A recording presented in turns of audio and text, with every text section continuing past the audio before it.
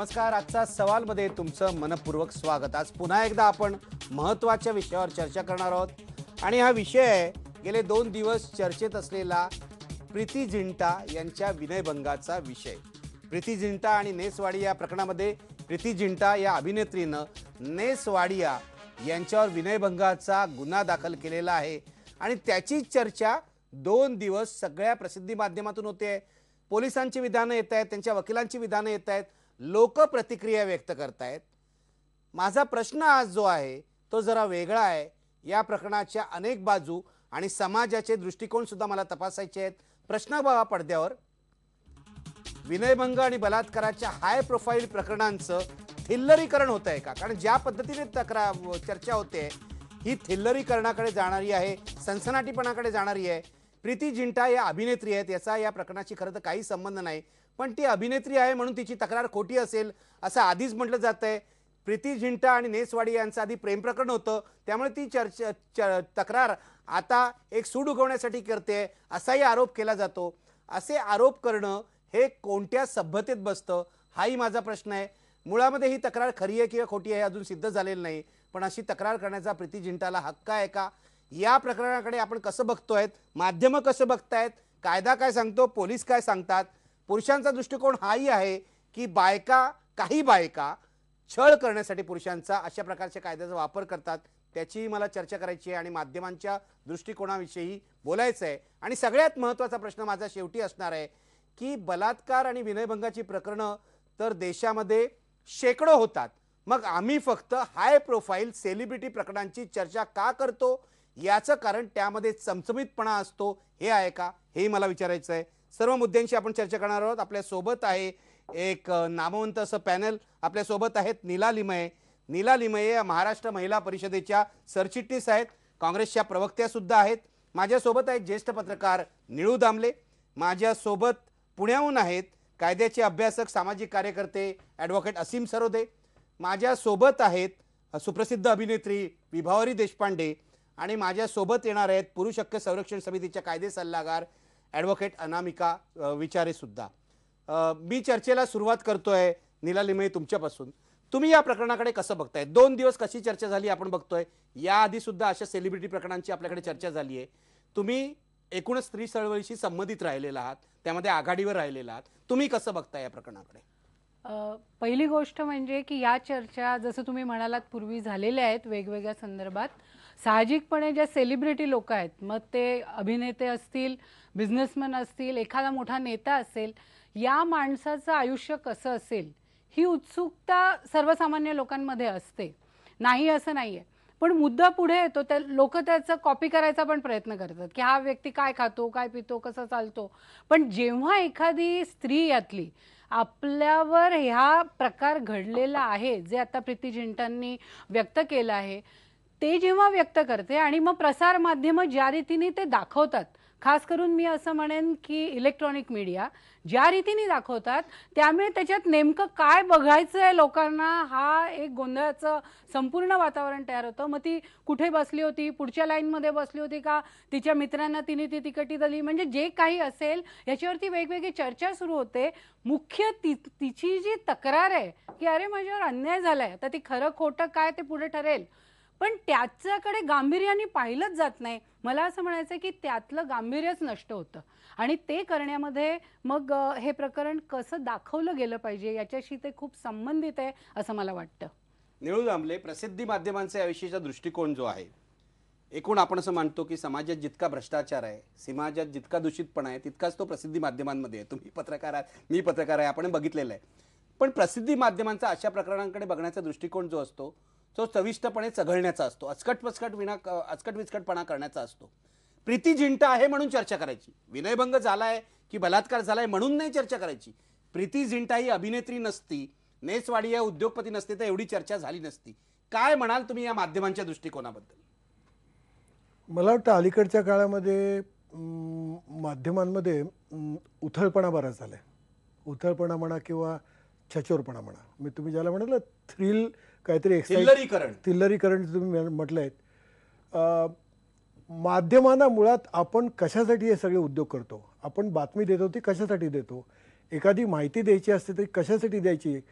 हे जे माध्यमाचे अगदी मूलभूत असे मुद्दे आहेत त्याचा सुद्धा विसर आता माध्यमांना पडला आहे अशी माझी समजूत आहे.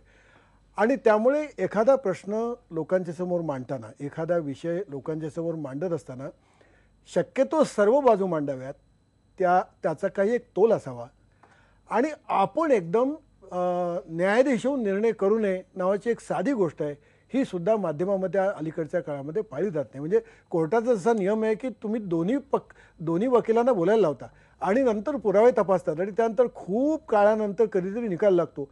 आज माध्यमामध्ये असं होत आहे की कुठल्याही बाजू ऐकून न घेता, खरं म्हणजे न्यायाधीशाला काही ऐकून न घेता निकाल द्यायची सवय व्हावी तशातला हा प्रकार आहे.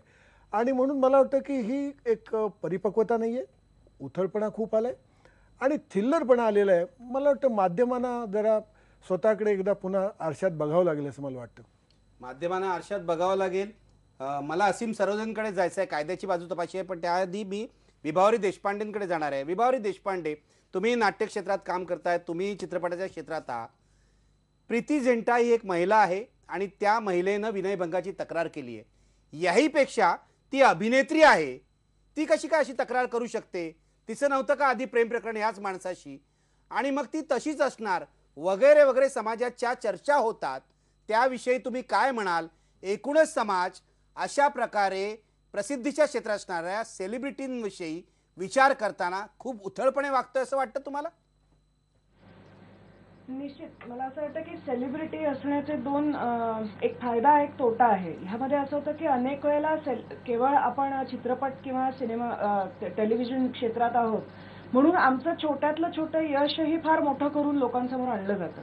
मला कित्येक थोडासा वेगळा विषय पण कित्येकदा असं वाटतं की आमच्यापेक्षा कितीतरी खूप जास्त काम केलेले, खूप उत्तम काम केलेले लोक असतात पण ते कधी लोकांसमोर येत नाही. पण आणि आमचं अतिशय छोटं यशही खूप मोठं करून लोकांसमोर आणलं जातं. हा म्हणायला गेला तर एक फायदा आम्हाला होतो ह्याचा. पण याची एक दुसरी बाजू अशी आहे की आम्ही सेलिब्रिटी आहोत त्यामुळे आमच्या प्रत्येक छोट्या मोठ्या वर्तनावर एक पाळत ठेवली जाते की काय मिळू शकेल आणि त्याची काय बातमी होऊ शकेल. मग ते सुट्टीवर गेलेले मोठे सिने स्टार्स असो त्यांना त्यांची स्पेस कधीच दिली जात नाही आणि त्यांना कायम ह्याचा विचार करूनच सतत जगायला लागतं. कारण कुठली गोष्ट त्यांचा छोटासा ढळलेला तोल, त्यांनी एक क्षणभर सोडलेला संयम हा कुठल्या पद्धतीने किती मोठा होऊन लोकांसमोर येईल आणि जज करायला लोक बसलेलेच आहेत. तर सेलिब्रिटी असण्याचे एका नाण्याच्या या दोन बाजू आहेत आणि मला असं वाटतं की लोकांनाही, बघणाऱ्या लोकांनाही सेलिब्रिटीच्या आयुष्यामध्ये इतका रस आहे आणि ते इतकं तिखट मीठ लावून चवीने चाखण्यात इतका रस आहे की प्रत्यक्षात ती प्रीती झिंटा अभिनेत्री नसून ती केवळ अभिनेत्री नसून एक स्त्री आहे आणि एक स्त्री म्हणून ती कशा कशातनं गेली असेल या मूळ मुद्द्याकडे बघण्याऐवजी त्याचा एक मसाला आणि त्याचा एक स्पाइस काहीतरी करून त्याची बातमी करून लोकांसमोर आणली जाते. ह्याला माध्यम जबाबदार आहे तितकेच कुठल्या तरी अर्थी बघणारे लोकही जबाबदार आहेत असंही मी म्हणेन. कारण अर्थात लोकांना जे बघायला आवडतं ते कुठेतरी दाखवलं जातंच. त्यामुळे ही जबाबदारी सर्वपक्षीय आहे. त्या सेलिब्रिटीजची सुद्धा आहे की आपण कित्येक वेळा चर्चेत येण्यासाठी किंवा गॉसिपमध्ये आपण सतत लोकांसमोर दिसत राहण्यासाठी अनेक अशा गोष्टी कळत नकळत केल्याही जातात जेणेकरून तुम्ही सतत दिसत राहता. त्यामुळे अशा प्रकारे एका छोट्या गोष्टीचं काही मूळ त्यातला मुद्दा हरवून जाऊन त्याचं एक गॉसिप होण्याला कलाकार, सेलिब्रिटीज, माध्यम आणि लोक हे तीनही तितकेच जबाबदार आहेत असं मला निश्चित वाटतं. अगदी महत्त्वाचा मुद्दा आहे तुमचा. आपण सर्वच जण जबाबदार आहोत. या प्रकरणाकडे पाहण्याचा आपला जो दृष्टिकोन आहे तो जबाबदार आहे. पण असीम सरोदे, मला तुम्हाला विचारायचं आहे, हे काही प्रकरण पहिलंच नाहीये. विनयभंगाची प्रकरणं अनेक होतात, शेकडो होतात या देशामध्ये. बलात्काराची प्रकरणं सुद्धा, तक्रारी सुद्धा अनेक होतात. ज्या पद्धतीने प्रीती झिंटाची तक्रार नोंदवली गेली त्यानंतर ती मीडियाकडे पोहोचवण्यात आली, पोलीस याविषयी स्टेटमेंट्स करतायत आणि पोलिसांनी जी कलमं लावली आहेत, कसं पाहताय तुम्ही या सगळ्या प्रकरणाकडे? मुळातलं प्रकरण जे आहे, प्रीती झिंटा आणि नेस वाडिया यांचं भांडण झालं, त्याच्यामध्ये अपशब्द वापरले गेले, शिवीगाळ केली गेली, नेस वाडियाने आपल्याला शिव्या दिल्या असं प्रीतीचं म्हणणं आहे. याला साक्षीदारही होते, कलमं लावली गेली पोलिसांकडून. काय म्हणणं आहे तुमचं याबद्दल? मला असं वाटते की एकूण विनयभंग हा जो गुन्हा आहे आणि गुन्ह्याची प्रक्रिया आहे त्याच्याकडे बघण्याचा दृष्टिकोन आता कायद्याचाही बदललेला आहे. जस्टिस वर्मा कमिटीने दिल्लीच्या बलात्कारानंतर दिलेल्या ज्या सूचना आहेत आणि त्याच्या आधारे जे कायद्यात बदल करण्यात आलेले आहे त्यानुसार 354 हे कलम आता अत्यंत एक्झॉस्टिव्ह स्वरूपाचं व्यापक करण्यात आलेलं आहे आणि त्याच्यामुळे त्यांचे प्रेमसंबंध होते किंवा नव्हते आणि असले तरी पण ती केस होऊ शकते 354 कलमानुसार. हे सगळ्यात महत्वाचं आहे. कारण की तिला अनावश्यक वाटेल असा कोणत्याही प्रकारचा संपर्क म्हणजे इव्हन स्पर्श पण तो पण विनयभंगामध्ये आता येतो आणि त्याच्यामुळे मला असं वाटते की केवळ काहीतरी ओढाताण करणे, काहीतरी करण्याचा प्रयत्न करणे, याच्यापेक्षा पण नुसता पाठलाग करणे, त्या स्त्रीला अपमानास्पद वाटेल अशा प्रकारचं काहीतरी कृती करणे, तिला स्पर्श करण्याचा प्रयत्न करणे, जवळ जाण्याचा प्रयत्न करणे, ज्याला आपण अंगचटीला किंवा अंगलट करणे असं म्हणतो ते, असा कोणताही प्रकार हा विनयभंगाचा ठरू शकतो. त्यामुळे त्यांचं जरी दोघांचं प्रेम प्रकरण होतं आणि ते दोघं एका रिलेशनशिपमध्ये होते मैत्रीच्या जवळच्या, तरी पण हा गुन्हा नोंदवला जाऊ शकतो. आता याचं जर जास्त उदात्तीकरण केलं असेल किंवा भव्य काहीतरी करून दाखवण्यात आलं असेल तर ती माध्यमांची चूक आहे. पण प्रीती झिंटा हिचं एकूण करिअर ग्राफ आपण पाहिला आणि तिने केलेल्या मूव्हीज पाहिल्या आणि तिचा विचार आपण जर आतापर्यंतचे बघितले तर मला असं नक्कीच वाटत नाही की प्रीती झिंटा सारखी अभिनेत्री अशा प्रकारे चुकीचा आणि अनावश्यक असलेला गुन्हा नोंदवेल असं मला वाटत नाही. बाकीच्या काही सिनेमा क्षेत्रातल्या हिरोईन्स आहेत की ज्या असं वागतात आणि प्रसिद्धीसाठी तसं करतात, पण प्रीती झिंटा असेल, आमिर खान असेल, असे काही हिरो हिरोईन्स आहेत हिंदी आणि मराठी सिनेमा क्षेत्रात, पण ते मुद्दामून असं काही करतील असं मला वाटत नाही. आणि या दृष्टीने आपण जर पाहिलं तर शक्तिमान याच्यामध्ये हा वाडिया आहे आणि नेसवाडिया वेगवेगळ्या प्रकारचे संपर्क ठेवून असणारा माणूस आहे, आर्थिकदृष्ट्या अत्यंत सबल आहे आणि त्याच्यामुळे त्यांची बिझनेस पार्टनरशिप म्हणजे त्यांची लव्ह रिलेशनशिप संपलेली असली तरी बिझनेस रिलेशनशिप IPL मधली कायम आहे आणि त्याच्या मधून झालेल्या भांडणातून तिच्यावर काहीतरी अंगावर हात घालणं किंवा तिला इच्छा नसेल अशा प्रकारचे संबंध ठेवण्याचा प्रयत्न करणं हा आधीच्या संबंधांवरून त्यांनी समजलेला अधिकाराचा भाग म्हणून त्यांनी काही केलं असेल आणि त्याच्यातून जर तिने गुन्हा नोंदवण्याचा प्रयत्न केला असेल तर मला असं वाटतं की त्याच्याकडे आपण आत्ताच पूर्वग्रह दूषित दृष्टिकोनातून बघणं बरोबर ठरणार नाही. पूर्वगृह दृष्टिकोनातून बघणं बरोबर ठरणार नाही असं तुम्ही म्हणताय. पण नीलानिमय, मला तुम्हाला विचारायचं आहे, 354 कलमाकडे मी येतो. त्यांनी जे म्हटलं विनयभंगाचा गुन्हा, सुधारित जो कायदा आहे बलात्काराचा नवा कायदा जो आहे त्यानुसार हे 354 कलम जे आहे ते अधिक कडक करण्यात आलेलं आहे आणि ते म्हणाले त्याप्रमाणे एखाद्या स्त्रीकडे रोखून बघणं, पाठलाग करणं किंवा शिवीगाळ करणं हे सुद्धा विनयभंगात येतात. आता पुरुषामधल्या एका मोठ्या वर्गाचं असं म्हणणं आहे की याचा स्त्रिया सुद्धा गैरवापर करू शकतात पुरुषांवर सूड उगवण्यासाठी.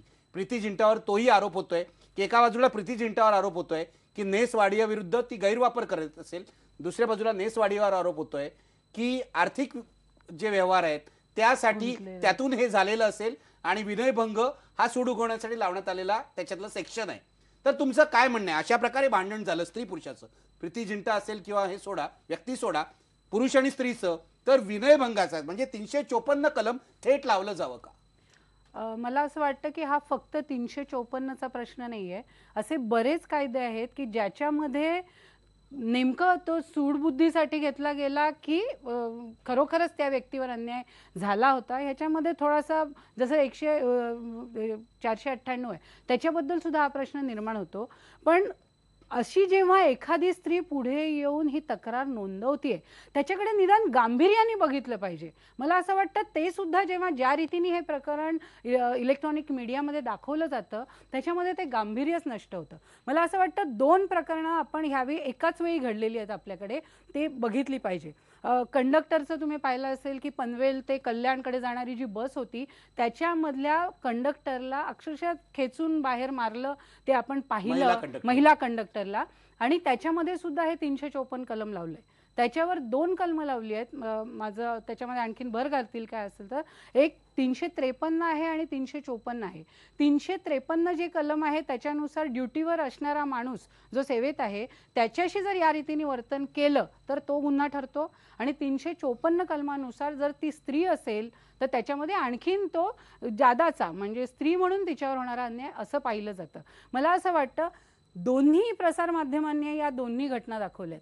मग ती प्रीती झिंटा बरोबर झालेली घटना दाखवली आहे आणि कंडक्टर सोबत झालेली, महिला कंडक्टर सोबत, ती सुद्धा पाहिली आहे. मग अशी विभावरी देशपांडे बोलताना असं म्हणाल्या की लोक सुद्धा या बातम्या बघतात. खरी गोष्ट आहे, बघतात सगळेच बघतात. जसं मी सुरुवातीला म्हटलं की उत्सुकता असते की या सेलिब्रिटींमध्ये काय चाललंय, कसे वागतात वगैरे.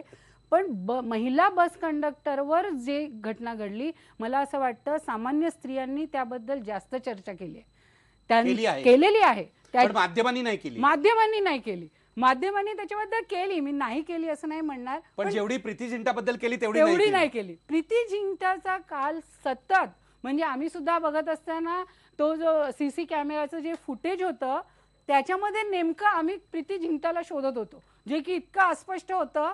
आणि त्याच्याबद्दल अजून निर्णय तर पुढची गोष्ट, पण महिला बस कंडक्टर बद्दल पुढे काय झालं हे उत्सुकतेने विचारणाऱ्या महिला, मग त्या बचत गटातल्या असोत, अगदी राजकारणी महिला असोत, त्यांच्यामध्ये ती उत्सुकता जास्त आहे ना की प्रीती जिंटाची. म्हणजे एक स्त्री म्हणून तिच्याबद्दल अर्थात आहे ते गांभीर्याने घेतलं पाहिजे. असं म्हणणं 354 कलम लावणं पोलिसांनी, मी हे अशासाठी विचारतोय की प्रीती जिंटाच्या वकिलांनी असं सांगितलं, आम्ही काय विनयभंग झाला अशी तक्रार केली नाही किंवा सेक्शुअल अब्यूज झाला अशी तक्रार केली नाही. ही कलम जी आहेत ती पोलिसांनी लावलेली आहे. तुमचं असं मत आहे 354 कलम लावणं हे योग्यच आहे. दामले, तुमचं काय म्हणणं आहे? मी जरा माध्यमाच्या बाजून जातो. माध्यमाची जबाबदारी अशी असते, मी सुरुवातीला म्हटलं तसं की सर्व बाजू नीटपणे समजावून द्याव्या, लोकांना काय घडलंय ते कळू द्यावं. आता ते सार्वजनिक ठिकाणी होते, एकांतामध्ये नव्हते, आसपास 5-50 माणसं होती. बातमीचा एक तपशील असा आहे की त्या ज्या काही 5-6 सीटा होत्या या नेसवाडी आणि त्यांच्या बाकीच्या लोकांसाठी ठेवलेल्या होत्या, तिथे ह्या प्रीती जिंटा जाऊन बसलेली पाहिली आणि त्याच्यामुळे त्यांच्यामध्ये बाचाबाची झाली. आता जर नीटपणे आम्हाला तुम्ही रिपोर्टिंग केलं तर आम्हाला असं लक्षात येईल की बाबा काहीतरी मारामारी झाली, भांडण झालं. आता भांडण जर झालं असेल, चिडून बोललं असेल तर तो विनयभंग नाही, बरोबर? तुमचं असं म्हणणं तिथे 354 कलम लावायला नाही, नको? आता मला कायदा नको, ते तर सर्व कायदा करणं हे गंभीर कलम आहे. म्हणजे स्त्री पुरुषाचं भांडण होणं, पुरुषाने स्त्रीला शिवीगाळ करणं, धमकी देणं ही कलम लागू शकतात. पण 354 कलम हे बलात्काराच्या सगळ्या घटनांतर खूप गंभीर आहे. ते लावायला हवं की नाही? लावायला नको. पण म्हणून तुमचं असं म्हणणं लावायला नको? नाही, म्हणजे माझं काय म्हणणं की वकील लोक काय करतात ते आपण स्वतंत्र भाग आहे. नाही, पोलिसांनी केलंय. नाही, मी असं म्हणतो की माध्यम म्हणून माझी जबाबदारी अशी आहे की ह्या सगळ्या घटना नीट तपशिलात जाऊन लोकांसमोर ठेवाव्या, म्हणजे मग मला 354 लावायचं काही ते कळेल ना. पण हेच जर नीटपणे मला कळलेलं नसेल, एक बाजू ही मांडली, ती बाजू ती मांडली आणि नंतर इमोशनल केलं असेल तर मला कसं कळणार? मला सर्व गोष्टी माध्यमातून कळल्या पाहिजेत. दुर्दैवाने जसं उदाहरणार्थ साप्ताहिकांमध्ये होऊ शकतं, दैनिकांमध्ये सुद्धा आता करतात, तसं इलेक्ट्रॉनिक मीडियामध्ये होत ते वेळ नसतो. तुम्हाला 1 मिनिटा 1.5 मिनिटामध्ये सगळं ते उरकायचं असतं आणि त्यामुळे आम्हाला काही उरकायचं नसतं, आम्ही सविस्तर पण करतो. पण आता माध्यमांच्या बाजूची गोष्ट सांगतो.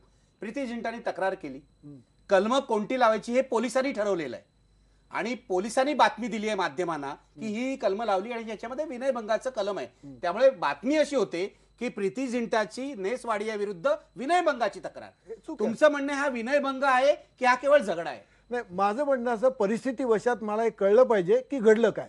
आता जर हे भांडण असेल तर 354 लावायची जरूर नाही, पण मला कळायला पाहिजे ना काय ते.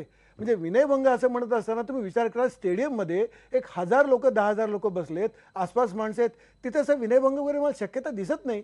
तर मला काय घडलंय तुम्ही सांगा, हे नेमकं कळायला पाहिजे. हे मला कळलं पाहिजे. शिवीगाळ करणं, अब्यूज ज्याला म्हणतात, हे सुद्धा विनयभंग हा विनयभंग आहे. त्यामुळे तिकडे नेमकं काय घडलं त्याचं नीटपणे दाखवलं गेलं पाहिजे. याच्याशी मी हा खूप इंटरेस्टिंग भाग आहे. असीम सरोदे, हाच वादाचा मुद्दा आहे की प्रीती जिंटाचे वकील म्हणतात आम्ही काय विनयभंगाची तक्रार केली नव्हती, आम्ही काय लैंगिक शोषणाची तक्रार केली नव्हती, पोलिसांनी ही कलम लावलेली आहेत. निळू दामले म्हणतात 354 कलम लावायला नको होतं जर फक्त भांडण झालं असेल. नीला लमे म्हणत आहेत 354च लावायला हवं. तुमचं काय म्हणणं आहे? नाही, माझं असं म्हणणं आहे की परिस्थिती जी विशद केली गेली तक्रार म्हणून त्याच्या अनुषंगाने कलम लावण्याचा अधिकार पोलिसांना असतो. आपण जाऊन कोणते कलम लावायचे असं काही कधी कोणी सांगत नसतात आणि तशी सांगण्याची गरज पण नसते कायदेशीर दृष्टिकोनातून. पण या प्रकरणामध्ये एक लक्षात घेतलं पाहिजे की विनयभंगाच्या तक्रारीमध्ये स्वागतार्ह नसलेली कोणतीही एखादी वागणूक स्त्रीला विशेषतः ही विनयभंग ठरू शकते आणि त्याच्यामुळे खूपच एक थिन लाईन त्याच्यामध्ये आहे की आपण विनयभंग कशाला म्हणायचं आणि कशाला नाही म्हणायचं. आणि म्हणून मग प्रोसेस जी आहे, प्रक्रिया जी झाली असेल, कोणी वाक्य काय म्हटलं, केव्हा म्हटलं, कसं म्हटलं, त्याच्यानंतर काय झालं, त्या आजूबाजूच्या लोकांची रिॲक्शन काय होती, त्यांनी कुठे स्पर्श केला, कुठे हात लावला, कुठून आला, मागून आला की पुढून आला आणि काय म्हटलं, ह्या सगळ्या गोष्टी अत्यंत महत्त्वाच्या ठरतात या नवीन कायद्यानुसारच्या विनयभंगाची प्रक्रिया समजून घेत असताना. आणि म्हणून मग हे कलम जे आहे त्याचे अनेक भाग केलेले आहे, की 354 आहे, 354A आहे, 354B, C, D. याच्यामध्ये आपण पाहतो की सेक्शुअल हॅरॅसमेंट पण आहे, म्हणजे लैंगिक छळ करण्याची व्याख्या खूपच व्यापक करण्यात आलेली आहे. त्याच्यानंतर डिसरोप करण्याच्या दृष्टीने, स्त्रीचे कपडे वगैरे फाडण्याच्या दृष्टीने तिच्यावर आक्रमण करण्यासाठी 354B आहे. तसंच नुसतं त्या स्त्रीला वॉच करत राहणं अनावश्यकपणे आणि तिला त्याचा त्रास होत असेल अशी काहीतरी कृती करणं, याच्यासाठी 354C आहे. आणि पाठलाग करण्यासाठी पण 354D आहे. मग आता या सगळ्या याच्यामध्ये प्रक्रिया जी आहे ती खूप महत्त्वाची ठरते. आणि म्हणून आपण जे शाळेत शिकतो, कोणी कोणास केव्हा काय म्हटले, आता हा मुद्दा खूप महत्त्वाचा या प्रकरणामध्ये ठरणार आहे असं मला वाटतं. अगदी, म्हणजे 354 प्रकरणात सुद्धा ABC असं आहे. आणि आता असीम सरोदेंनी आपल्याला समजावून सांगितलं, पण वादाचा मुद्दा हाच आहे. आणि जर आपल्याकडे पुरुष हक्क समितीच्या ज्या प्रवक्त्या आहेत, कायदे सल्लागार आहेत, ॲडव्होकेट अनामिका विचारे वेळेवर आल्या, तर ब्रेक नंतर मला याच मुद्द्यावर चर्चा करायची आहे. कारण काही पुरुषांचा एक गट असं म्हणतोय की स्त्रिया या कलमांचा गैरवापर करतील. कदाचित हा होईल का, हेही मला सर्व पाहुण्यांना विचारायचं आहे. पण ब्रेकपूर्वी प्रश्न पहा, विनयभंग बलात्काराच्या हाय प्रोफाईल प्रकरणांचं थिल्लरीकरण होतंय का? बघा पडद्यावर 75% लोक म्हणतात होय, थिल्लरीकरण होतंय. एकूण मीडियाची भूमिका बरोबर नाहीये असं 75% लोकांचं म्हणणं आहे.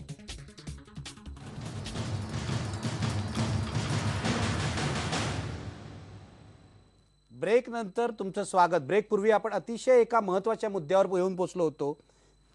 बलात्कार कायद्यातलं हे जे 354 कलम आहे त्याकडे आपण आलो होतो. आणि ही चर्चा चालली होती की स्त्री पुरुषाचं भांडण झालं तर विनयभंगाचं कलम लावणं योग्य आहे का. या क्षणाला माझ्या स्टुडिओमध्ये ॲडव्होकेट अनामिका विचारे आलेले आहेत, कायदे सल्लागार आहेत त्या पुरुष हक्क संरक्षण समितीच्या. अनामिकाजी, तुम्ही योग्य वेळी आलात, कारण मी ह्याच वादग्रस्त मुद्द्यावर चर्चा करत होतो की प्रीती जिंटाच्या प्रकरणाच्या निमित्ताने त्यांचं दोघांचं भांडण झालं, शिवीगाळ झाली असं आपण ऐकलेलं आहे. या प्रकरणामध्ये 354 कलम लावणं योग्य आहे का? याचं कारण अनेक पुरुषांची अशी तक्रार आहे की बायका या कलमाचा गैरवापर करतायत. नुसतं ह्याच कलमाचा नाही तर इतर अनेक कलमांचा गैरवापर होतोय. खरं तर त्यांचं प्रीती झिंटाचं आणि नेसवाड्याचं तर लव्ह अफेअर होतं, तर त्याच्यात विनयभंगाचा प्रश्नच कुठे येतो. तर हे सगळं लव्ह अफेअर होतं ना? हो हो होतं. आता नव्हतं, आता त्यांचा विनयभंग होऊ शकत नाही का, हा खरा मुद्दा आहे. नीला लेमे, तुमचं काय म्हणणं आहे? मला असं वाटतं हे जे आपला ग्रह असतो आधीचा, की ज्या अर्थी त्यांचं आधी लव्ह अफेअर होतं म्हणजे आता तो विनयभंग करू शकतो किंवा आता त्याला तो अधिकारच दिलेला आहे, या प्रकारचं थोडं होतं. पूर्वी होतं, आत्ता नाहीये. आता ते बिझनेस पार्टनर्स आहेत आणि ते अजून आहेत. त्याचं पुढे ठरायचं आहे. ते मला ते जे बघून असं वाटतं की त्यांनी एका अधिकाराने हे वागलेले आहेत ते. आणि हे लक्षात घेता मला असं वाटतं की पूर्वी होतं म्हणजे आता ते लागूच आहे त्यांना की ते कसंही वागू शकतात. ते योग्य नाही. सार्वजनिक ठिकाणी असं वागणं हा सुद्धा विनयभंगच आहे. अगदी. तुम्हाला हे पटतंय का? नाही, कसं माहिती, लॉजिकली बघता त्या दोघांचा आधी प्रेम संबंध होतेच, बरोबर आहे. तर त्याला काय गरज आहे तिचाच विनयभंग करायची? प्रेम संबंध होते याच्यावर विनयभंग झाला की नाही ते आपल्याला मेरिटवर बघावं आणि लागेल. प्रेम केस झाल्यावरती संबंधात खरं आहे सुद्धा का खोटं आहे विनयभंग ह्याच्या आपला त्या गोष्टीकडे जावं लागेल, पाहावं लागेल. जेव्हा कोर्टात केस स्टँड होईल तेव्हाच काय ते सत्य बाहेर पण पडेल. तुम्हाला असं वाटतं महिला या कलमाचा गैरवापर करतात? वाटतं का? आहेच, ते सत्याचं आहे. नुसतं 354 काय 376 कलमाचा देखील कितीतरी गैरवापर होतो. आज सेशन्स कोर्टात बघितलं तर एवढ्या खोट्या केसेस आहेत. म्हणजे काय प्रेम संबंध आहेत पण आई वडिलांना पटलं नाही म्हणून त्यांनी रेप केसेस टाकल्या. कितीतरी केसेसमध्ये तर त्यांना मुलं पण झाले, त्यांचे लग्न होऊन मुलं झाले आणि त्या मुलांसकट कोर्टात येतात सेशन्स कोर्टामध्ये. असं अनेक ठिकाणी घडतं. आहे सेशन्स कोर्टात चालूच आहे तुम्ही ना जेव्हा सध्या. आता म्हणता मी ना, जाते, अनेक मला माहिती ठिकाणी आहे ना. घडतं म्हणजे त्याच्यातनं असं वाटतं की जितक्या केसेस आहेत ना त्यातल्या बहुसंख्य केसेस मध्ये असंच आहे. मला असं वाटतं की काही घडतं, निदान हा शब्द तरी तुम्ही वापरला पाहिजे. काही केसेसमध्ये काही केसेसमध्ये नाही, मी तर म्हणेन 99% केसेस ह्या खोट्या आहेत. मला पण असं याचा वाटतं अर्थ याला असा काही नाही 99% cases ह्या खोट्या आहेत. 99% केसेस खोट्या आहेत. पण याचा अर्थ असा नाही की असं काही घडतच नाही. असं भरपूर काही घडतं पण त्या केसेस पुढे येत नाही. हा पण तसा मुद्दा आहे. पण सगळेच जण काय पोलीस स्टेशनला अप्रोच होत नाही किंवा कोर्टात अप्रोच होत नाही. तुम्ही एक स्त्री आहात, तुम्हाला असं वाटतं की तुम्ही जे म्हणतायत 99% केसेस खोट्या आहेत, महिला या अशा कायद्याचा गैरवापर करतात असं तुम्हाला एक स्त्री असूनही वाटतंय? हो हो, वाटतं म्हणजे ते आम्ही अनुभवतोय ना, खोट्या केसेस आहेत ते आम्हाला कळतंय ना कोर्टामध्ये. तुम्ही पण वकील म्हणून अशा केसेस बघताय हो असं हो तुमचं बघते म्हणणं. ना, पण मी परत तेच म्हणते की याचा अर्थ असा नाही की असं काही घडतच नाही. असं काही पण घडत त्या नाही म्हणजे त्या बायका किंवा त्या मुली कोर्टात येत नाही किंवा आपल्या म्हणजे चारित्र्याचा उगाच भांडवल होऊ नये किंवा आपली म्हणजे बदनामी विनयभंग होऊ नये. बलात्कार होतात हे तुम्हाला मान्य हो आहे? मान्य आहे ना, हा. होतात ना, पण मग? याचं पण ते लोक येत नाहीत पुढे. पण सध्या म्हणजे ज्या कोर्टात येणारे cases लोक आहेत ते खोटे आहेत. 99% केसेस खोट्या आहेत. तिथे तुमचं खरोखर असं म्हणणं प्रेम कोर्टापुढे संबंध येणारे आहेत. केसेस खोटे खोटे आहेत आहेत. खोटे आणि आहेत खरे त्या. बलात्कार आणि विनयभंग कोर्टापुढे ते येतच नाही. येतच नाहीत खोटात. ठीक आहे, आपण विभावरी देशपांडेंना या सगळ्या चर्चेत आणूया. विभावरी देशपांडे, तुम्ही ऐकताय काय चर्चा चाललेली आहे? मला असं विचारायचं आहे, समाजाचा हा जो दृष्टिकोन आहे, आता अनामिका विचार असं म्हणाला की त्यांचं प्रेम प्रकरण होतं, त्यांचे प्रेमसंबंध होते, पण प्रेमसंबंध होते आत्ता जरी असते तरी सुद्धा असा विनयभंग झाला तर त्या स्त्रीला तक्रार करायचा अधिकार आहे की नाही? आणि 354 जे कलम आहे ज्याची आपण चर्चा करतोय, विनयभंगाचा गुन्हा नेसवाडियावर प्रीती झिंटांनी जर लावला असेल तर ते योग्य आहे की अयोग्य आहे? नाही, मला तेच म्हणायचं होतं की जरी त्यांचं आत्ता प्रेमप्रकरण असेल तरी तिच्या इच्छेविरुद्ध त्यांनी कुठल्याही प्रकारचं वर्तन तिच्याशी करणं हा तिचा अपमान करण्याचाच भाग आहे. आणि मला असं वाटतं की त्यांची रिलेशनशिप होती म्हणजे त्याचा हक्क होता का तिच्यावर? आत्ताही असती तरी त्याचा अर्थ असा नाही की तो लोकांसमोर किंवा खाजगी स्पेसमध्येही तिच्या मनाविरुद्ध कुठल्याही प्रकारचं वर्तन तिच्याशी त्यांनी करणं हे गैरच आहे. मला कायदा कळत नाही, त्यामुळे कुठला विनयभंगाची केस कुठली हे मला माहिती नाही. पण आता तिथे काय घटना घडल्या हे अभ्यासून पाहणं हे आवश्यक आहे, हे निश्चित. पण मला हेच म्हणायचं आहे की पूर्वी त्यांचं प्रेमप्रकरण होतं किंवा आत्ता ते रिलेशनशिपमध्ये आहेत म्हणून कुठल्याही क्षणी ती त्याच्या हक्काची वस्तू आहे आणि त्यांनी हवं तसं तिच्याशी वागणं हे स्त्री म्हणून आणि माणूस म्हणून अत्यंत अपमानकारक आहे. त्यामुळे त्याला विनयभंग किंवा कायद्याच्या भाषेत काहीही असेल, पण अशा प्रकारे जर तिची तक्रार असेल तर त्याचा गंभीरपणे तसा विचार करणंच आवश्यक आहे. आणि हे स्त्रीच्या किंवा कुठल्याही माणसाच्या सन्मानाचा आणि इच्छेचा प्रश्न आहे. त्याच्यामध्ये रिलेशनशिप होती की नाही इट डज नॉट मॅटर. हा मुद्दा महत्वाचा नाही. निळू दाबले, मला याच मुद्द्याकडे यायचंय. म्हणजे आपला समाज बघतो बघा, ह्या म्हणाल्या किंवा इतरही समाजात असं असंख्य लोक असं म्हणतात की त्यांचं दोघांचं प्रेम प्रकरण होतं, मग आता ती तक्रार का करते? प्रेम प्रकरण असेल तरी, पूर्वी असेल किंवा आत्ता असेल तरी, पुरुषाला स्त्रीशी वाईट वागायचा अधिकार नाहीये. नवरा बायको असले, लग्न झालेलं असलं तरी डोमेस्टिक व्हायलन्सच्या विरुद्धचा कायदा आहे आपल्याकडे, हे लक्षात घ्यायला पाहिजे. म्हणजे नवरा बायको असून सुद्धा पुरुष स्त्रीशी किंवा स्त्री पुरुषाशी वाईट वागू शकत नाही. मग समाज या गोष्टींकडे अशा दृष्टिकोनातून का बघतोय? याचा एक अर्थ असा आहे की समाज अजून सुद्धा मागे आहे. आपण ज्या गोष्टींची अपेक्षा करतो की एखाद्या स्त्रीकडे किंवा कुठल्याही माणसाकडे त्यांचे काही व्यक्तिगत अधिकार असतात आणि ते उल्लंघनाचा अधिकार आपल्याला नाही. तुम्ही आता इथे बोलताना असा उल्लेख असा त्यांचं लव्ह अफेअर असं का म्हणतात? प्रेमात पडू शकत नाहीत माणसं? एक त्यांचं प्रेम होतं इतकंच म्हणा. अफेअर हा शब्द चूक आहे, शब्द वापरतानाही जबाबदारी. बरोबर आहे, तुमचं अगदी बरोबर. दुसरं की रिलेशनशिप ही माणसं विचार करून रिलेशनशिपमध्ये जातात, ठरवतात की आपण एकत्र राहायचं, लग्न न करता एकत्र राहायचं. हे एक नवीन पद्धतीचं जगणं आता समोर आलेलं आहे. आणि बरेच वेळा ह्या रिलेशनशिपमध्ये नंतर मतभेद होतात. शेवटी दोन माणसं आहेत, दोन माणसांचं न पटणं स्वाभाविक असतं, माणसं वेगळी होतात.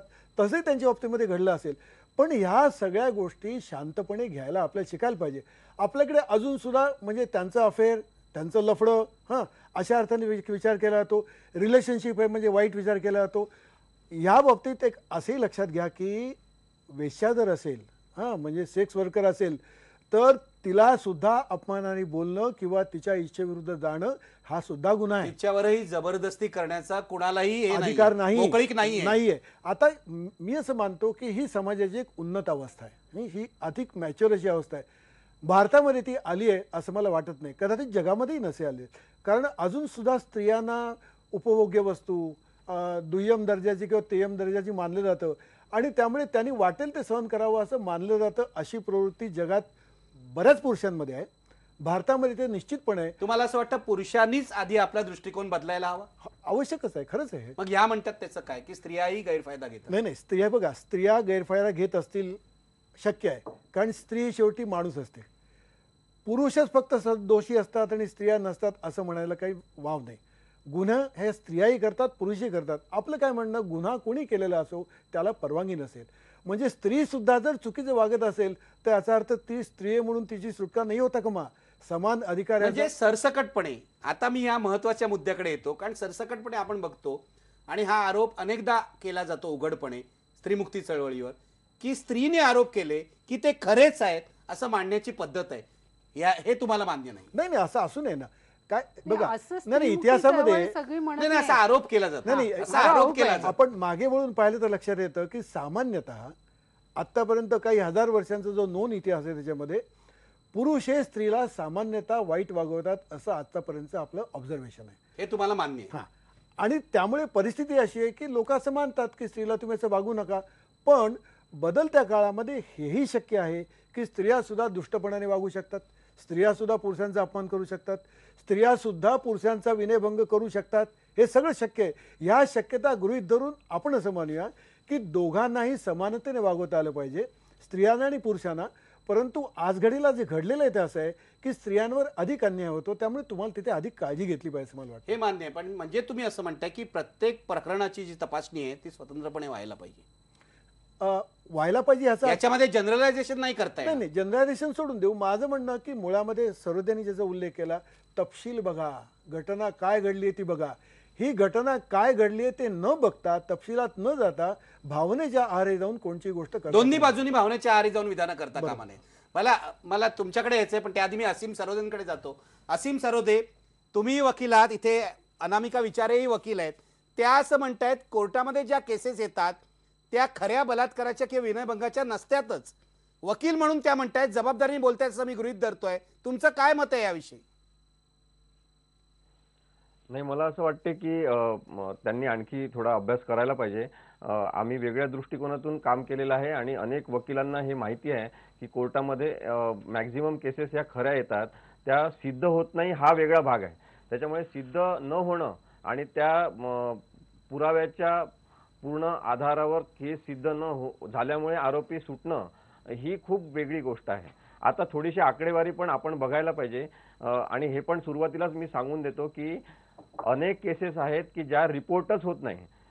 आता या रिपोर्ट झालेल्या केसेस CIDने जी माहिती केलेली आहे त्याच्या आधारावर आहे की 2010 मध्ये 1599 बलात्कार झाले, 2011 मध्ये 1701 बलात्कार झाले महाराष्ट्रामध्ये, आणि 2012 मध्ये 1839 झाले.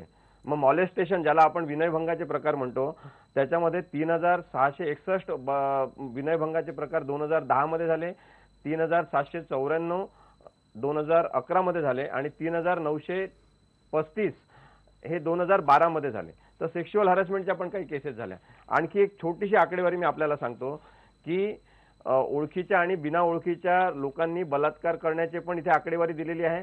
आणि त्याचबरोबर सगळ्यात महत्त्वाचं आहे की मेंटली चॅलेंज असलेल्या स्त्रिया आणि मुलींवर बलात्कार झालेले आहेत, विनयभंग झालेला आहे, हँडिकॅप असलेल्यांवर झालेला आहे, स्टुडंट असलेल्यांवर झालेले आहे, जे घरगुती काम करणाऱ्या महिला आहेत त्यांच्यावर झालेले आहे, नंतर टाकून दिलेल्या ज्या स्त्रिया आहेत, सोडून दिलेल्या ज्या स्त्रिया आहेत नवऱ्यांनी, त्यांच्यावर बलात्कार आणि सेक्शुअल अब्यूज झालेले आहेत, आणि जे कुठेतरी नोकरी करतात त्यांच्यावर झालेले आहेत. आता याच्यामध्ये सगळ्यात महत्त्वाची माहिती ही आहे की जर आपण असं समजलं एज ग्रुपच्या आधारे आपण जर बघण्याचा प्रयत्न केला तर आपल्याला दिसेल की मोठ्या प्रमाणामध्ये 5 ते 10 वर्ष आणि 10 ते 14 वर्ष आणि 14 ते 18 वर्ष अशा कॅटेगरीज केलेल्या आहेत, त्यांच्यावर बलात्कार झालेले आहेत. आता या लहान बालिका, मुली, स्त्रिया ज्या महिला कॅटेगरीतच येतात त्यांच्यावर झालेले बलात्कार त्या मुद्दामून खोटी तक्रार करणार का, हा मला वाटते की ॲडव्होकेट अनामिका विचारे यांनी विचार करण्यासारखा मुद्दा आहे. आणि त्याच्यानंतर आपण काही पण अगदी बेसलेसपणे जे आपण म्हणतो ते चुकीचं आहे. आता जगातला एक तरी कायदा अनामिका विचारे असतील किंवा त्यांची संघटना असेल त्यांनी दाखवावा, जगातला एक कायदा दाखवावा की ज्याचा गैरवापर झाला नाही. त्याच्यामुळे कायद्याचा गैरवापर होणार असं समजूनच कायदे केले जातात. आणि ही समज त्याच्यामध्ये असते जी मगाशी निळू दामले सर खूप चांगल्या पद्धतीने सांगत होते की आपण हळूहळू हे शिकत जाऊ की कायद्याचा चांगला आणि सत्यपूर्ण वापर आपण केला पाहिजे. आणि त्याच्यामुळे सरसकट महिला कायद्याचा गैरवापर करतात. अत्यंत थोतांड असलेला हा आरोप आहे, याला कोणताही आधार नाही. आणि सतत समाजामध्ये गैरसमज पसरवणारे जे लोक आहेत त्यांच्यामुळे पण स्त्रियांना न्याय मिळवण्यामध्ये अडचण होत आहे. ही बाब मात्र खरी आहे की काही स्त्रिया तशा प्रकारे खोट्या तक्रारी करू शकतात, पण त्या राजकारणाचा एक घटक असतात आणि त्या राजकारणाच्या मागे बरेचदा पुरुष असतात. त्याच्यामुळे या प्रवृत्ती ओळखल्या पाहिजे. म्हणजे माझ्यावर, तुमच्यावर, निळू दामलेंवर की कोणावर तरी आपल्यावर खोट्या केसेस होऊ शकणार नाही असं नाही, होऊ शकतात, पण त्याच्या मागे एक राजकारणाचं षडयंत्र असेल. बरोबर आहे. ज्याच्या मागे म्हणजे आर्थिक तुमचं सत्ता असं असेल. म्हणणं आहे, असीम तुमचं असं म्हणणं आहे, सर्व स्त्रिया खोट्या केसेस करतात असं म्हणणं जरा अतिच होत आहे. तुम्ही उत्तर द्या त्यांना. बरोबर. हे बघा, जे आता आम्ही बघितलंय कोर्टात की सहसंमतीने जे शरीर संबंध केले त्याच्यावरती रेप केसेस घातलेत, कारण त्यांच्या आई वडिलांना पसंत नाही. प्रेम प्रकरण आहेत, संबंध केले आणि म्हणून आई वडिलांना अशा पसंत नाही किती म्हणून आई वडिलांनी त्यांच्यावर रेपच्या केसेस अशा घातल्या, किती त्याने केसेस लग्न आहेत त्या केले. विचारतायत. आकडा काय आहे? असे किती म्हणजे केसेस 100 आहेत? केसेस जर विनयभंगाच्या किंवा बलात्काराच्या कोर्टात येत असतील तर टक्केवारी काय? मी सांगते ना 99% नाही केसेस हो, खोटे असं आहेत. नाहीये. चला आपण जाऊया आणि असं आपण काय? बघूया ना. तुम्ही मी स्त्रीमुक्ती तुम्हाला आधीच तुम्ही स्त्रीमुक्ती सांगितलं. चळवळीत काम केलंय. मला तुमचा असं काय अनुभव वाटतं आहे? हा तो त्यांचा कदाचित त्यांनी ज्या 100 केसेस घेतल्या त्याच्यामध्ये 99 असे असतील. मला असं वाटतं हे जे सगळे कायदे केले, ह्या ज्या गोष्टी केल्या त्या स्त्री मुक्ती चळवळीनी आग्रहाने मिळवून घेतलेल्या गोष्टी आहेत आणि एका अर्थाने मागच्या अनुभवावरनं घेतलेल्या आहेत. तुम्ही साधी गोष्ट बघा, अल्पवयीन मुलींवर होणारे बलात्कार. आपण विनयभंग सोडूया, समाजातल्या वातावरणावर गोष्टी अवलंबून असतात ना. आज समाजातलं वातावरण कसं आहे त्याच्यावर आधारित कायदे बनतात. मग जर आता आपण पाहिलं अल्पवयीन मुलींवर होणारे बलात्कार आपण वाचतो, त्या मुली काही खोट्या तक्रारी करणार आहेत का? त्याच्यामध्ये जेव्हा डॉक्टरांकडे सिद्ध होईल तेव्हा काय राजकारण असणार आहे का? मला असं वाटतं हे बोलताना थोडंसं काहीतरी एक मग डेटा तरी दिला पाहिजे किंवा इतके कोर्ट अभ्यासले, ते कोर्ट अभ्यासल्यानंतर इतक्या केसेसचा अभ्यास केला आणि मग हा अनुभव आम्हाला आला. मला त्यांच्याबद्दल हे बोलायचं आहे की हा ना थोडा आपल्या वृत्तीचा प्रश्न आहे. तुम्ही मगाशी जे म्हणालात की येणाऱ्या केसेसमध्ये 99% केसेस ह्या खोट्या असतात आणि ज्यांच्यावर खरे बलात्कार झाले ते येतच नाहीत. मला असं वाटतं ह्याच्यातनं वृत्ती ही दिसते की ह्याच्या जी बाई खरी आहे, स्त्री आहे, ती पुढे येणारच नाही आणि ह्या सगळ्या निर्डावलेल्या महिला पुढे येतात असा तुमच्या बोलण्यातला अर्थ होतो. आणि मला असं वाटतं तो पुरोगामी महाराष्ट्रात की जर खरोखर मला असं म्हणावं वाटतं की महाराष्ट्र हा महिलांच्या प्रश्नावर अग्रेसर आहे. इकडची स्त्री चळवळी खूप भक्कम आहे आणि कायदेही खूप प्रोग्रेसिव्ह पुरोगामी आपण केलेले आहेत. आकडेवारी जी आपल्याला दिसते, आता असीम सरोदेजींनी सांगितलं ते आकडे, याचा अर्थ इतक्या महिला पुढे येत आहेत बोलायला. आपण जर असं म्हटलं की उत्तर प्रदेशमध्ये जसा 33% बद्दल आपण म्हणतो की अहो बिहारमध्ये 33%चा कायदा आधी आला, मला असं वाटतं बिहारमध्ये सरसकट पुरुषांना कदाचित वाटू शकतं की सगळ्या महिलांना आपण गप्प करू. महाराष्ट्रात ते वातावरण आज नाहीये. 33% बद्दल सोपं झालं, आला कायदा. आता 50%चं कठीण गेलं आणि विधानसभा लोकसभेत येणं तर आता पुरुषांना भीती वाटायला लागली आहे. महिला जास्त येतील, ते खूप सतर्क झालेले आहेत. मी एक बोलू का? म्हणून विरोध आपली होतोय चर्चा त्याला. मी एक बोलू का? आपली चर्चा नेहमी काय असते की बलात्कार झाल्यावर त्यांना शिक्षा काय करायची आणि काय काय करायचं हे सगळं, पण कोणी ह्या विषयावर चर्चा करत नाहीत की बलात्कार होऊ नयेत म्हणून बायकांनी कसं वागलं पाहिजे, पुरुषांनी कसं वागलं पाहिजे, आई वडिलांनी आपल्या मुलांना काय ट्रेनिंग दिलं पाहिजे, तो वेगळा मुद्दा आहे. सुरक्षिततेची काय काळजी घेतली पाहिजे, याचं वेगळा काहीच नाही मुद्दा. सांगितलं. मुलींवर आणि बलात्कार आज आपण झाला. फक्त स्त्रियांवर बलात्कार होतो म्हणून विचार करतो, पण पुरुषांवर बलात्कार होत नाही असं वाटतं का? कारण ते टेक्निकली पॉसिबल नाही म्हणून पुरुषांवर देखील बलात्कार होतात. पण पुरुषांना कोणता कायदा दिला आहे तर ते त्यांच्या केसेस पुढे आणतील. दिलाय ना, त्यांचा तुम्ही असं विनयभंग कसं- होत नाही का? पुरुषांवर अत्याचार झाला तरी कायदे आहे. हे बघा असं फार कमी आहे, होतं. कोणत्याही कायदाच व्यक्ती- नाहीये त्यांना, ते काय नाही, म्हणून एक पुढे मिनिटं. त्यांची काय आकडेवारी येणार कायदा आहे, पुढे? कायदा आहे. मला असं वाटतं तो कायदा आहे. जे कायदे तज्ञ आहेत त्या कायद्यांच्या कलमांबद्दल बोलतील. कोणत्याही व्यक्तीने दुसऱ्या व्यक्तीवर जबरदस्ती करणं, मग जसं लग्नांतर्गत असू दे, ती बाई सेक्स वर्कर असेल तर असू दे, किंवा कोणत्याही नातेसंबंधात जबरदस्तीने शरीर संबंध करणं हा गुन्हा आहे. तो कोणाबद्दलही आहे. तो काय पुरुषांना लागू नये असं मला वाटत नाही. पण वाटत नाही म्हणजे पण असं कायदा निश्चित नाहीये नाही. ना तसं. तुम्हाला जर माहिती असेल तर तृतीय पंथीयांचा जो संघटना आहे त्याच्यामध्ये या कैद्यांबद्दल चर्चा झालेली आहे. लक्ष्मी म्हणून ज्या त्यांच्याबद्दल बोलतात हल्ली, त्या हे सातत्याने मांडत असतात. आणि हा कायदा लागू आहे. कोणत्याही व्यक्तीला जबरदस्तीने शरीर संबंध कोणावर करणं हे बसत नाही आजच्या समाजामध्ये. ठीक आहे, आपण एक ब्रेक घेऊया आणि पुन्हा या विषयाच्या व्यापक गोष्टीकडे वळूया की विनयभंग आणि बलात्कार हा गंभीर मुद्दा आहे. प्रीती जिंटा यासारख्या हाय प्रोफाईल प्रकरणामध्ये त्याला अडकवून आपण त्याचं महत्त्व कमी करतो आहात का? आणि जे ग्रामीण भागामध्ये, शहराच्या इतर भागामध्ये अनेक निरपराध अशा लोकांवर विनयभंग किंवा बलात्कार होत आहेत स्त्रियांवर, त्याची दखल मीडिया कमी घेत आहे का? यावर मला चर्चा करायची आहे ब्रेक नंतर. ब्रेकपूर्वी प्रश्न पहा, विनयभंग बलात्काराच्या हाय प्रोफाईल प्रकरणांचं थिल्लरीकरण होत आहे का? बघा पडद्यावर. 82% लोक म्हणतायत होय थिल्लरीकरण होत आहे. माझं इतकंच म्हणणं आहे, मग मीडिया याला जबाबदार असेल आणि तुमचा आमचा सगळ्यांचा दृष्टिकोन याला जबाबदार असेल तर मीडिया असले प्रकार दाखवतं तेव्हा कृपया बघू नका, TV बंद करून टाका. ब्रेक नंतर पुन्हा भेटणार आहे.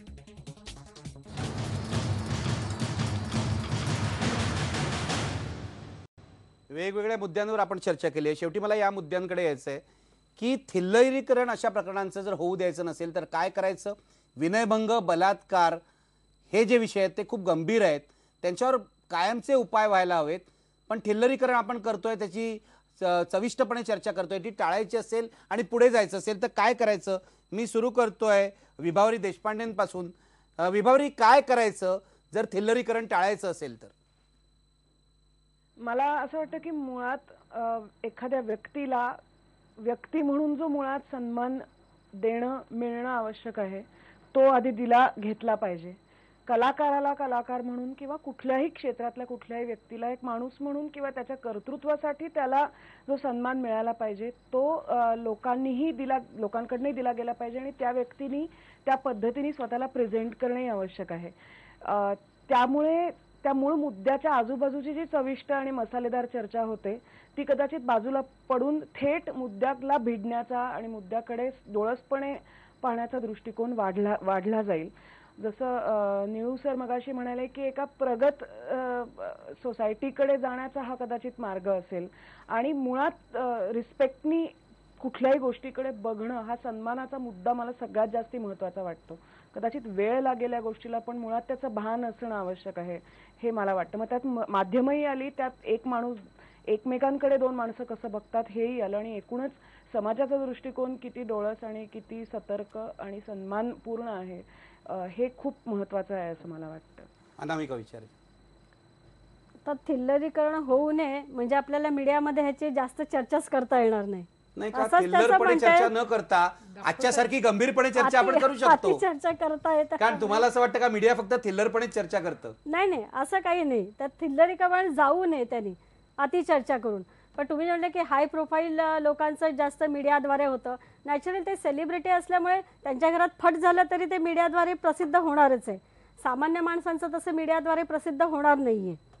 त्यामुळे तो काही फार मोठा मुद्दा नाहीये. पण जी काही चर्चा होईल ती मुद्देसूद व्हायला पाहिजे आणि त्याच्यातून काहीतरी मार्ग निघाला पाहिजे, काहीतरी समाजाला आपलं चांगलं सांगता आलं पाहिजे. सुरक्षितता आपल्याला काय काय घेता येईल, आपल्याला समाजाला कसं बदलता येईल हवं. नुसतं कायदे बदलणं, कायदे करणं हा त्याच्यावरचा बिलकुल मार्ग नाहीये. समाजाची मानसिकता कशी बदलता येईल. मुलीवर एखादा बलात्कार झाला म्हणजे ती स्वतः आयुष्यातून उद्ध्वस्त होते, तर तिची मानसिकता आधी बदलण्याचा आपण सगळ्या समाजाने प्रयत्न केला पाहिजे. तिने तो रेप हा स्वतःचा एक ॲक्सिडेंट म्हणून समजला पाहिजे. गुन्हेगाराला सोडता कामा नये. याचा अर्थ गुन्हेगाराला सोडता कामा नये की त्याने तो ॲक्सिडेंट केला असं नाही समजावं. पण त्या मुलीला पुढे आयुष्यात उभं राहायचं असेल तर तिची मानसिकता आपण करून दिली पाहिजे की बाई हा आपल्या तुझ्या आयुष्यातला हा अपघात आहे आणि तू पुढे जायला हवं. आणि ही मानसिकता नाही आपल्या समाजात, म्हणूनच ह्या केसेस पुढे येत नाही हे माझं म्हणणं आहे. आणि ज्या केसेस पुढे आल्या, ज्या मी स्वतः माझ्या डोळ्यांनी बघते सेशन्स कोर्टामध्ये, कितीतरी केसेस खोट्या आहेत त्या इतर कारणांसाठी घातलेल्या आहेत. ठीक आहे, ही चर्चा आपली चालत राहील. पण असीम सरोदे, तुम्ही कोर्टात बघतायत अशा केसेसचं काय होतं, काय म्हणणं आहे तुमचं, काय झालं पाहिजे, पुढे काय करता येईल? मला असं वाटते की आपण ज्यांचा काही चेहरा आहे समाजामध्ये त्यांना केवळ त्यांच्यावर झालेल्या अत्याचार आणि बलात्कारांनाच महत्त्व देण्याची प्रक्रिया थोडी थांबवली पाहिजे आणि एकूणच सगळेच बलात्कार हे अत्यंत गंभीरपणे बघितले पाहिजे. म्हणजे मी उदाहरण देऊन पण सांगू शकतो की महाराष्ट्रामध्ये आम्ही सगळीकडे फिरतो आणि या पुस्तिकेच्या आधारे आम्ही वकिलांमध्ये, पोलिसांमध्ये प्रशिक्षण करण्याचा प्रयत्न करतो. तेव्हा मला जाणवते की आता नागपूरला आज पिपळा फाटा म्हणून तिथे 8 वर्षाच्या मुलीवर बलात्कार झाला. त्यानंतर लातूरला आम्ही बघितलं की 68 वर्षाच्या एका बाईवर बलात्कार झाला होता. सांगली जिल्ह्यातल्या सिरसटवाडी म्हणून तिथे 1-1.5 किलोमीटर पायी आणि कच्च्या रस्त्याने आम्ही चालत जाऊन एका कुटुंबाला भेटलो होतो. 5 वर्षाच्या मुलीवर बलात्कार झाला होता, पण कुठेही कोणी तिचं सपोर्ट म्हणून उभं राहत नव्हतं. त्यानंतर यवतमाळ जिल्ह्यातल्या घाटंजी तालुक्यामध्ये बलात्कार झाला होता, त्याच्याबद्दलची कुठेही वाच्यता झाली नाही. वर्धा जिल्ह्यातल्या समुद्रपूर जवळ एका शेड्यूल कास्ट समाजाच्या मुलीवर बलात्कार झाला, पण तिथे पण कोणी पोहोचू शकलं नाही. आणि पुण्याच्या शिवाजीनगर रेल्वे स्टेशन जवळ असलेली एक झोपडपट्टी आहे, तिथे एका 7 वर्षाच्या मुलीवर एका 65 वर्षाच्या माणसांनी बलात्कार केला होता, तिथे पण लोक पोहोचू शकले नाही. म्हणजे मी मुद्दाम सगळे उदाहरणं देतोय की केवळ शहर आहे पण गरीब वस्तीतली मुलगी आहे, त्याच्यामुळे त्याचं काही कोणी दाखवण्यात आलं नाही. तर हे सगळे उदाहरण आपण पाहिले तर मला असं वाटते की आपण हिंसाचार, बलात्कार, अन्याय, अत्याचार याच्याबद्दल असंवेदनशील होऊन चालणार नाही, तर सगळ्याच प्रकरणांकडे सारख्या दृष्टीने बघितलं पाहिजे. आणि त्यासाठी आपल्याला बलात्कार हा विषय समजून घेत असताना तो शरीरावर होणारं एक लिंगाधारित आक्रमण आहे याच्या अर्थाने ते समजून घेतलं पाहिजे. आणि मग आपल्याला स्त्री पुरुष संबंध समजून घेतले पाहिजे, स्त्री पुरुष समानताही समजून घेतली पाहिजे, कायद्याचा गैरवापर कोणी करणार नाही हे पण समजून घेतलं पाहिजे, आणि विवेकपूर्ण वापर करणाऱ्यांची संख्या आपल्याला वाढवता आली पाहिजे. त्याच पद्धतीने न्यायालयांमध्ये केसेस चालवत असताना जे स्वतः बलात्काराशी लढतात, म्हणजे मी शक्ती मिलच्या प्रकरणामध्ये हजर होतो, तिथे मी पाहिलं की ती एक जिंदा लाश आहे अशा प्रकारचं आर्ग्युमेंट करण्यात येत होतं आणि ते मान्य करण्यात येत होतं. म्हणजे मला म्हणायचं आहे की बलात्काराशी लढणारी स्त्री असं म्हणून तिची ओळख व्हायला पाहिजे, तर तिला आपण जिंदा लाश म्हणून सहानुभूतीच्या आधारे जजमेंट कोणते घ्यायचं नाही आहे, हे आपण प्रस्थापित करण्याची गरज आहे. त्याच्यामुळे न्यायालयामध्ये पण हा दृष्टिकोन वाढला पाहिजे, वकिलांमध्ये वाढला पाहिजे, आणि न्यायाधीशांनी पण हे समजून घेतलं पाहिजे की या केसेसमध्ये आपल्याला कोणता दृष्टिकोन प्रस्थापित करायचा आहे. तर आपण बलात्काराची केवळ केसच्या बेसिसवर चर्चा न करता एक व्यापक बलात्कार या विषयावरती चर्चा आणून त्याच्यावर आपण सामाजिक दृष्टिकोनातून उपाय शोधू शकतो. मला 3-4 गोष्टी याच्यामध्ये वाटतात की जे आपण केल्या पाहिजेत. पहिली गोष्ट म्हणजे प्रसार माध्यम खूप वेगवेगळ्या गोष्टी दाखवल्यात. मी असं नाही म्हणणार, जसं आता नितीन आगेंच्या केस संदर्भात असेल, खैरलांजी बद्दल असेल, अनेक गोष्टी प्रसारमाध्यमांनी चांगल्या रीतीने सुद्धा त्याच्यामध्ये वाचा फोडण्याचं काम केलेलं आहे. पण थोडंसं विनयभंग आणि बलात्कार म्हटलं ना की एक जी वृत्ती आहे ना की ती बाईमध्येच काहीतरी खोट असेल ह्या दृष्टीने जे बघितलं जातं ते मला असं वाटतं बहुसंख्य, मी कोणा एका प्रसार माध्यमाबद्दल किंवा असं म्हणणार नाही, पण ती वृत्ती बदलण्याची नितांत गरज आहे. त्याच्यामधले जे संवेदनशील लोक आहेत त्यांनी त्याच्यामध्ये प्रयत्न केले पाहिजेत. दुसरं मला असं वाटतं की हे जी नोंद केली जाते, नोंद घेतली जाते प्रसार माध्यमांकडनं, त्याच्यामध्ये सुद्धा जाती, वर्ग, स्तर ह्याचा परिणाम निश्चित होतो. मला वेगवेगळी उदाहरणं, मग ते फक्त विनयभंग बलात्कार असं नाहीये. आता कॅम्पा कोलाचं उदाहरण घ्या, मी त्यातल्या रहिवाशांच्या अन्यायाबद्दल किंवा असं म्हणत नाही, पण झोपडपट्टे किती तुटतात मुंबईमध्ये, त्याच्या पुनर्वसनांची चर्चा किती होते, आणि कॅम्पा कोला तुटल्यानंतर किती चर्चा होते. मग त्यातल्या म्हणजे क्लास बायस आहे, क्लास बायस तुमचं असं म्हणणं झोपडपट्टीतला बलात्कार त्याची बातमी होत नाही, पण ग्लॅमरस वस्तीतला बलात्कार असेल तर बातमी होते. तुम्ही 11, 12, 13 ही वर्ष जर पाहिली तर त्याच्यामध्ये 2011 मध्ये मुंबईमध्ये 14 अल्पवयीन मुलींवर बलात्कार झाले, कुर्ला ते मानखुर्द या परिसरामध्ये. 12 मध्ये निर्भयाचं प्रकरण झालं आणि 13 मध्ये शक्ती मिलचं झालं. आता हे तिन्ही वेगवेगळ्या प्रकारचे आहेत. त्याच्यामध्ये जास्त चर्चा कशावर झाली तुम्हीच बघा, आपण सगळेजण बघू शकतो. म्हणजे कोणाला कमी लेखायचं किंवा असं प्रश्न नाही, पण साहजिक ह्याच्यामध्ये क्लास, कास्ट हे बायस, जाती आणि वर्गनिहाय गोष्टी घडतात, त्या थांबवण्याची गरज आहे. तिसरं मला वाटतं की कायद्यांना शेवटी हात पाय नाही आहेत. खूप जवळच्या व्यक्तींकडनं बलात्कार, विनयभंगापेक्षा बलात्कार ही घटना घडते. त्याच्यामध्ये या अंमलबजावणीची यंत्रणा सक्षम करण्यामध्ये जे समाजातले जे वजनदार लोक आहेत, मग ते महिला संघटनातले आहेत, ते काही नेते आहेत, ह्या सगळ्यांनी त्याच्यात पुढाकार घेऊन ठाम उभं राहण्याची खूप गरज आहे. तर तिथे खूप वचक राहतो. आता एक मुंबऱ्याच्या एका प्रकरणामध्ये आम्ही महिला संघटना म्हणून हजर राहतो, त्यावेळी मला असं वातावरण जाणवतं, आजूबाजूच्या लोकांना एक कॉन्फिडन्स येतो, आत्मविश्वास येतो, तो देण्याची खूप गरज आहे आणि पुढच्या काळामध्ये तो दिला पाहिजे. आणि शेवटचं सांगून थांबते की माध्यमांचं कसं होतं, जेव्हा एक बोलणारा आणि त्याच्या विरोधात उभा राहणारा असं चित्र जेव्हा समोर दिसतं तेव्हा तिथे माध्यमं धावून जातात. जोपर्यंत संथपणे पण विचारपूर्वक गोष्टी घडतात तिथे माध्यमांना खूप रस नसतो. जेव्हा एकमेकांबद्दल भांडणारे उभे राहिले की लगेच तिथे कॅमेरे वळतात. मला असं वाटतं याला पण पुढच्या काळात आळा बसण्याची गरज आहे. निळू दामले, म्हणूनच मी शेवटी तुमच्याकडे आलो. यांनी माध्यमांवर इतके आक्षेप घेतलेत, आणि जे आपल्याला आपण इतकी वर्ष, तुम्ही तर 40 वर्ष झाली माध्यमांमध्ये आहात, मी इतकी वर्ष पाहतो, आपल्याला हे मान्य करावे लागतील की माध्यमांचा दृष्टिकोन जोपर्यंत बदलत नाही, म्हणजे त्यांनी महत्त्वाचा आक्षेप घेतला की बलात्कार झाला की त्या स्त्रीबद्दल वाईट बोलायचं. प्रीती झिंटाच्या प्रकरणातच आपल्याला दिसलंय, प्रीती झिंटाबद्दल पत्रकारच इतक्या वेगवेगळ्या विचित्र प्रतिक्रिया देत आहेत की कधी कधी धक्का बसतो. आपल्याला माहित नाही खरं काय आहे खोटं काय आहे, तरी सुद्धा पुरुष म्हणून आम्ही प्रतिक्रिया देतो. तुम्हाला असं वाटतं माध्यमांपासून सुरुवात व्हायला पाहिजे, दृष्टिकोन तिथेच बदलला पाहिजे? तुमच्या बोलण्यामध्ये तिथे आलं ना आता की तुमची प्रतिक्रिया पुरुष म्हणून होती. इथं या सगळ्या प्रश्नाचं मूळ आहे. माध्यमामध्ये असताना आपली माध्यमांची जबाबदारी अशी असते की या समाजासमोर गोष्टी ठेवून त्यांना हलके हलके बदलायला मदत करणं. आपण म्हणजे काही कायदा करून बदलणाऱ्यांपैकी आपण नव्हे, आपण माहिती देऊन लोकांना हलके हलके सांगणं की बाबा तुम्ही समजून घ्या. उदाहरणार्थ स्त्री अजून सुद्धा तुम्ही बघा, जगामध्ये, जगातल्या अनेक देशांमध्ये आणि धर्मांमध्ये स्त्रीला एक स्वतंत्र व्यक्तिमत्व म्हणून मान्यता नाही. म्हणजे अनेक धर्मामध्ये माहिती आहे तुम्हाला, स्त्रीला शिकायला परवानगी नाही, बरोबर, तिला स्त्रीला दुय्यम स्थान आहे सगळीकडे, नाही, तिला बाहेर काम करायला परवानगी नाही. बरोबर. अनेक देशांमध्ये असे कायदे आहेत पाळले जातात की स्त्रीने घराच्या बाहेर पडत असताना नवरा तरी पाहिजे, बाप तरी पाहिजे, भाऊ तरी पाहिजे. म्हणजे स्त्री ही काय तुम्ही कायम परावलंबी मानता का तुम्ही? आता हे ह्या जगाला, आधुनिक जगाला समजावून सांगावं लागेल की बाबा असं नाही आहे. एक लिंगभेद सोडला तर स्त्री आणि पुरुषामध्ये काहीही भेद नाही. हे मुळामध्ये लोकांच्या लक्षात देऊन तुम्ही एक व्हा असं सांगणं नावाची एक गोष्ट आहे, ती आवश्यकता आहे. हे पुरुषांच्या मनामध्ये नाही. आज सुद्धा जी बहुतेक धर्मामध्ये तुम्हाला पण सांगतो, म्हणूनच कायदे स्त्रियांच्या बाजूने करावे लागत नाहीत का? करायला लागतं. मग तुम्ही 354 कलम लावायला मगाशी का विरोध करत मी होता? 354ला विरोध नाही केला. मी असं म्हटलं की तिकडे काय घडलंय ते समजावून घ्या. म्हणजे हा जर समाज पुरुष प्रधान असेल तर तुम्ही म्हणतात त्याप्रमाणे पुरुषी दृष्टिकोनातूनच गोष्टी नाही, होणार. मी तर म्हणतो की तो 354 सोडून द्या. माझं म्हणणं असं आहे की पुरुषांनी गेल्या 2-4 हजार वर्षांचा इतिहास पाहता अधिक एक्स्ट्रा काळजी घेतली पाहिजे स्त्रियांची वागताना. म्हणजे नुसतं समानता नव्हे, तर त्यांना हा कॉन्फिडन्स येणं पुढल्या पिढ्यांमध्ये की आपण पुरुषांच्या बरोबरीने आहोत, यासाठी अधिक काळजी घेतली पाहिजे असं माझं म्हणणं आहे. मगाचा 354चा उल्लेख माझा कुठे होता? तो उल्लेख अशासाठी होता की वर्तमानपत्राची जबाबदारी सर्व तपशील सांगण्याची, अशा अर्थाने. म्हणजे काहीच घडलं नसेल समजा, आणि एक लक्षात घ्या, सार्वजनिक ठिकाणी तुम्ही असता, बरोबर, स्त्री आणि पुरुषांमध्ये ज्यावेळी मतभेद किंवा काय घडत असते फार फार कॉम्प्लिकेटेड असतं, बरोबर. स्त्री आणि पुरुषातले संबंध आपल्याला वाटते इतके सरळ नसतात. काय घडतंय आपल्याला बाहेर कळत नाही त्या दोघांच्या मध्ये.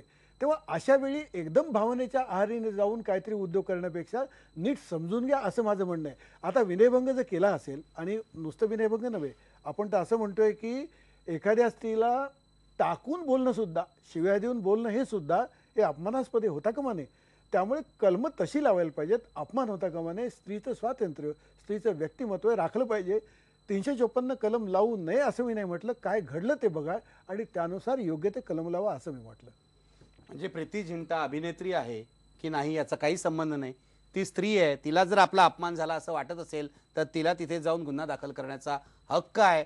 तिचा आदर राखून आपण चर्चा केली पाहिजे. मी चर्चा इथेच थांबवतोय. शेवटी प्रश्न पहा, विनयभंग बलात्काराच्या हाय प्रोफाईल प्रकरणांचं थिल्लरीकरण होत आहे का? 84% लोक म्हणतात होय थिल्लरीकरण होतं. मग ते टाळायचं असेल तर कशा प्रकारे आपली मानसिकता बदलली पाहिजे हे आपल्याला आजच्या पाहुण्यांनी सांगितलेलं आहे. धन्यवाद. पहा फक्त IBN लोकमत.